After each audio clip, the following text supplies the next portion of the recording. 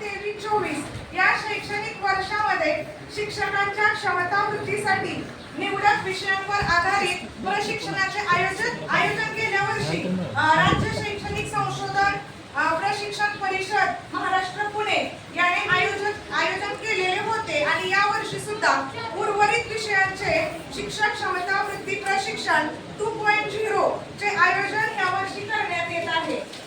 त्यामधून सर्व स्तरातील म्हणजेच प्राथमिक, माध्यमिक आणि उच्च माध्यमिक शिक्षकांची क्षमता वृद्धी बांधणी करून शैक्षणिक गुणवत्ता वृद्धिंगत करण्याचा मुख्य उद्देश या प्रशिक्षणाचा आहे।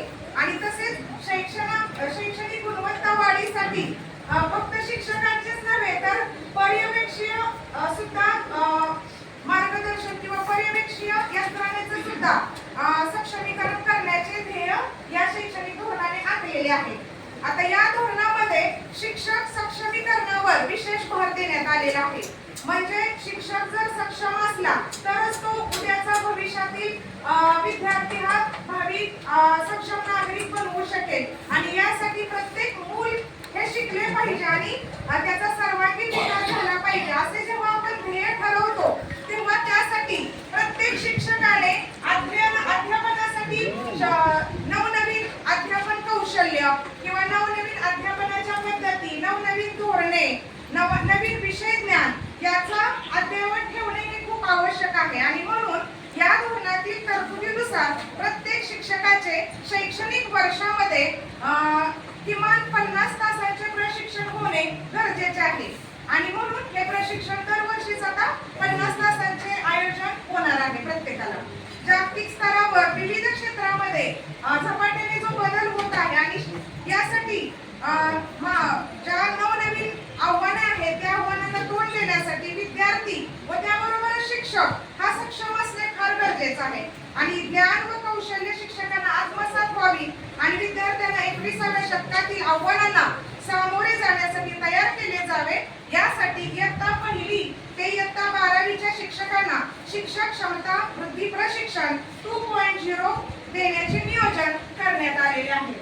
आता हे प्रशिक्षण तुम्ही घेतल्यानंतर तुमच्यातून कोणती जसं आपण विद्यार्थ्यांना एखादा घटक शिकवल्यानंतर आपण त्याच्या अध्ययन निष्पत्ती कोणत्या झाल्या हे पाहतो तसंच तुम्ही सुद्धा एक विद्यार्थी किंवा प्रशिक्षक म्हणून इथं आलेला आहात आणि हे प्रशिक्षण घेतल्यानंतर तुमच्यामध्ये नेमक्या कोणत्या फलनिष्पत्ती तुम्हाला मिळणार आहे। तर त्यामध्ये आता पहिलंच लेक्चर मगाशी काकडे सरांचं झालं त्याच्यामध्ये त्यांनी राष्ट्रीय शिक्षण धोरण 2020 याचं लेक्चर आपल्याला दिलं ते तुम्ही समजून घेतलं असेल। नंतर दुसरा जो टॉपिक आहे तो आपल्याला समजून घ्यायचा आहे राज्य अभ्यासक्रम आराखडा।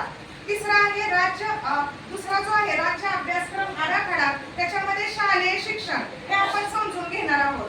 तिसरा आहे राज्य अभ्यासक्रम आराखडा त्याच्यामध्ये पायाभूत स्तर म्हणजे स्तर नेमके 4 जे आहेत ते स्तर आपल्याला माहित करून घ्यायचे आहेत। नंतर चौथा जो आहे तो विद्यार्थ्यांचे क्षमता आधारित मूल्यांकन जो माझा आजचा घटक आहे तो म्हणजे क्षमता आधारित मूल्यांकन। तर त्याविषयी मी जे सांगणार आहे ते आपण ग्रहण करालच आणि नंतर पुढचे जे घटक आहेत ते स्टेप बाय स्टेप आपल्या पुढे येणारच आहे 5 दिवस जे हे प्रशिक्षण आहे त्याच्यामध्ये।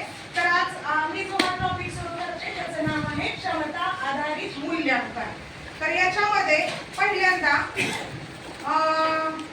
क्षमता आधारित मूल्यांकनाची उद्दिष्टे।